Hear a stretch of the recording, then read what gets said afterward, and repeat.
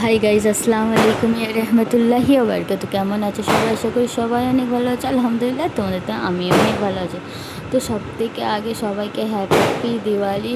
মানে সবাই খুব মজা করো, আর সাবধানে থেকো, সাবধানে বোম ফাটাও, সাবধানে রকেট জ্বালাও। এই দিনটা মানে একবারই আসবে, কিন্তু আগেকারে আমরা যেরকম ছোটোবেলায় শবে বারাত, তোমাদের যেরকম কালী পুজো, আমাদের যেরকম শবে বারাত হতো, আমরা মোমবাতি জ্বালাতাম, ফুলঝুরি জ্বালাতাম, বোম ফাটাতাম। বাট এখন বলে না, এসব করতে নেই, এসব করা ভালো না, মানুষের ক্ষতি হবে, পশুদের ক্ষতি হবে।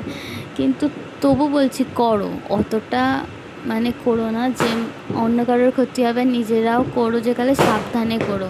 এই দিনে মানুষের অনেক হাত পুড়ে যায়, অনেকের বাড়ি রক্ত ঢুকে যায়, যাদের হার্টের প্রবলেম হয়। তো করো, কিন্তু দেখে শুনে, নিজেদের ভালো খারাপটা তোমরাই ভালো বোঝো।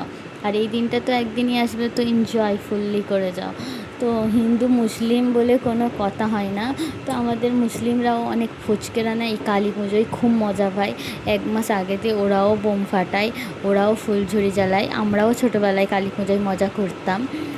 যে হিন্দু মুসলিম বলে কোনো কথা নেই, আমরা ইন্ডিয়ায় বাস করি না, আমরা সব রিচুয়াল পালন করি, সব কিচ্ছু মানি। কিন্তু কী বলো তো, বেঙ্গলিতে কালী পুজো আগে হয় মনে হচ্ছে, আর দিওয়ালিটা পরে হয়, আমি ঠিক জানি না, এরকমই হয় হয়তো, দুদিন দুটো হয় মানে। তো টাটা, বাই বাই।